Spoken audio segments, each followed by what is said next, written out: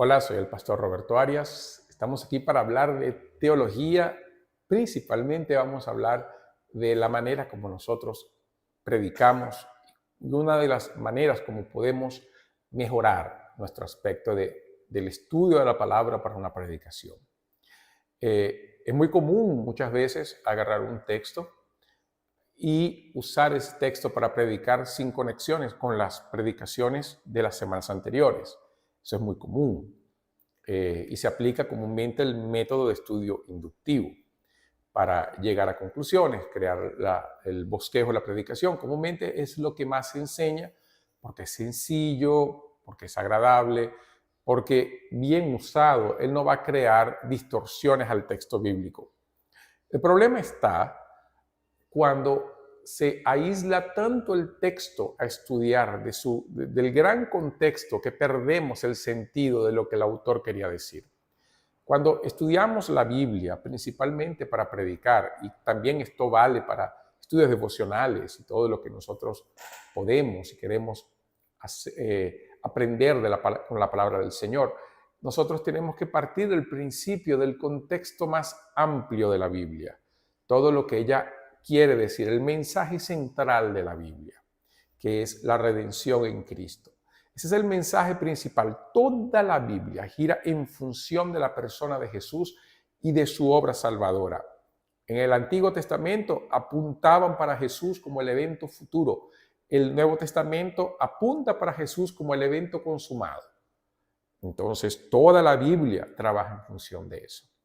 Todo lo que vamos a interpretar y a analizar de la Biblia y predicar tiene que girar en función de eso. Esa es la primera cuestión que tenemos que ver a la hora de estudiar la palabra del Señor y de predicar, principalmente en el Antiguo Testamento, que en ocasiones se les ha usado más como una clase de lección de moral, como ejemplos a seguir, pero no se ve tanto ese aspecto cristológico, cristocéntrico en las predicaciones, que es muy necesario. Ese es el primer aspecto. El segundo aspecto, nosotros tenemos que ver también dónde está el texto dentro de la historia de la Biblia. Y aquí vamos a partir de un principio del drama de las Escrituras, la jornada de la redención. Tenemos la creación, tenemos la caída, tenemos la redención y la consumación. Todo ese proceso donde el texto bíblico está encajado. Eso es muy importante también de ver. Y dentro de la historia bíblica también donde él está. Al mismo tiempo tenemos que ver, cuando vemos el texto, tenemos que analizar dónde él está dentro del contexto del libro donde él se encuentra, porque es muy diferente la localización del texto para su interpretación. Por ejemplo, los textos de Isaías, tenemos 3 divisiones muy grandes en Isaías. Y dependiendo de dónde está el texto, esas grandes subdivisiones del libro van a influenciar el momento de la explicación. El mismo caso en los evangelios, dónde está Jesús, cuándo lo dijo, a quién se lo dijo, es muy importante también eso. Para dar un ejemplo de Jesús, en Juan capítulo 10, el estudio de Juan capítulo 10 no se puede separar de Juan capítulo 9. Es una secuencia. ¿Cómo sabemos eso? Porque después que Jesús habla de la puerta y del pastor, las personas van a asociar esa predicación, ese mini mensaje de Jesús, con el hecho de Jesús haber curado a un ciego de nacimiento. En el mismo capítulo 10 está. Y vemos inclusive esa secuencia en las palabras de Jesús, y cuando lo vemos encajamos muy bien a quién Jesús quería referirse como ladrón, salteador y mercenario, quien no es Satanás, son los fariseos, los saduceos, los falsos profetas. Entonces es importante entender dónde está el texto a estudiar dentro de toda la Biblia, dónde él se encuentra. Y luego tenemos que ver exactamente qué es lo que el autor quiso decir, el propósito del libro del autor. Entonces, interpretar un texto bíblico parece que es exhaustivo, y lo es. Parece que para interpretar un texto bíblico tengo que conocer toda la Biblia, y es verdad, no podemos tener atajos en ese sentido.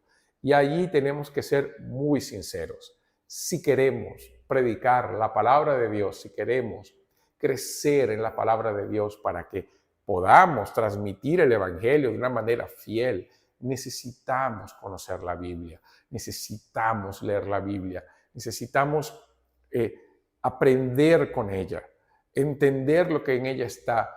Posiblemente no entendamos todo, pero necesitamos conocer las bases bíblicas, lo esencial.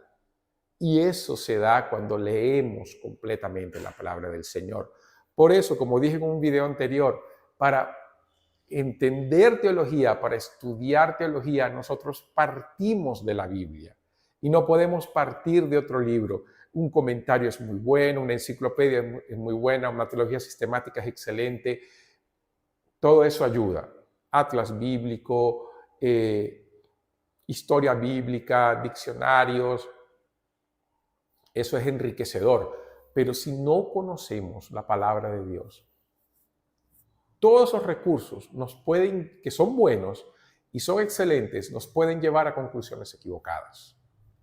Y si nosotros no estamos dentro de una comunidad de fe, de una iglesia que predica el Evangelio pleno, también corremos el riesgo de que nuestra interpretación bíblica esté influenciada por errores. Entonces, vea cómo es importante el conocimiento bíblico y estar en una iglesia que predique el Evangelio. Por eso, para concluir, lo animo a leer la Biblia, buscar a Dios en oración y estar en una iglesia que predique el Evangelio en su plenitud.